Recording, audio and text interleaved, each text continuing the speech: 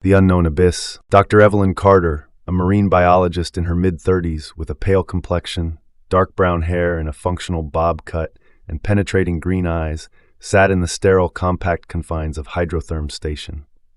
She was clad in a standard-issue blue jumpsuit, her fingers trembling slightly as she typed her daily log entry. A soft, rhythmic tapping echoed, a peculiar sound she couldn't quite place from her past. Loneliness hung heavily in the air, a constant companion in the abyssal depths where no sunlight reached.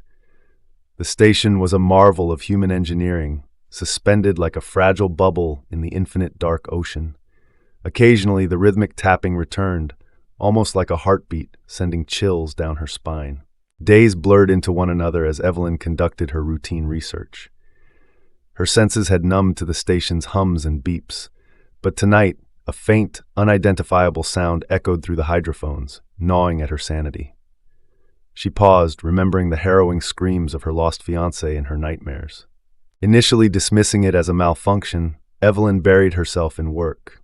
However, the sounds persisted, growing more distinct as if something ancient and monstrous was calling from the depths. She remembered the legends her grandmother told her, of the great old ones sleeping beneath the ocean. Evelyn replayed the recordings, analyzing the bizarre sonar readings that accompanied the sounds. Her mind wrestled with the impossible, shapes and patterns that defied conventional marine biology.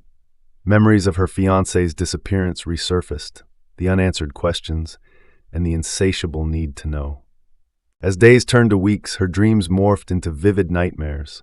She often saw a monstrous silhouette, an amorphous form lurking in the dark, filled with tentacles and countless eyes, haunting her subconscious. The rhythmic tapping transformed into a nightmarish heartbeat. Determined to uncover the truth, Evelyn braved the oppressive pressure and darkness outside the station in a submersible. The vast ocean seemed to pulse with an unseen, malevolent energy, each beat synchronizing with her terror. Her descent was filled with a tense silence, broken only by the mechanical whirs of the submersible. As she neared the impossible sonar coordinates, the darkness seemed to thicken, coalescing into a palpable dread. Fragmented memories of her fiancé's final moments flashed in her mind.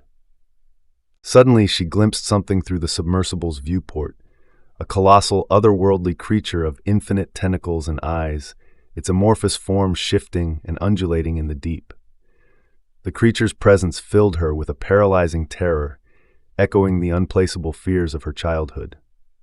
The creature's psychic influence reached out, wrapping Evelyn's mind in visions of chaos and existential dread.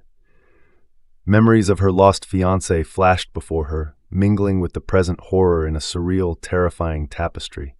The rhythmic tapping morphed into an all-encompassing, mind-shattering beat. Desperate to escape, Evelyn fought her own mind and the oppressive presence of the creature, eventually managing to retreat to the safety of the station. The encounter had left her shaking, her sanity hanging by a thread. Back in the station, Evelyn recorded her final log entry, her voice a mix of awe and terror. She spoke of the creature, a being so alien that it challenged the very fabric of human understanding. In her last words, Evelyn pondered the boundaries of human knowledge and the darkness that shelters unimaginable truths. Perhaps, she mused, it's the very abyss we fear that holds the answers to our deepest questions. The rhythmic tapping grew faint, almost inaudible, as if receding into the depths. As the station's lights flickered, Evelyn's final transmission echoed through the depths, a testament to the relentless pursuit of knowledge and the profound price it can exact from those who dare to seek the unknown. The tapping ceased, leaving only the silence of the abyss.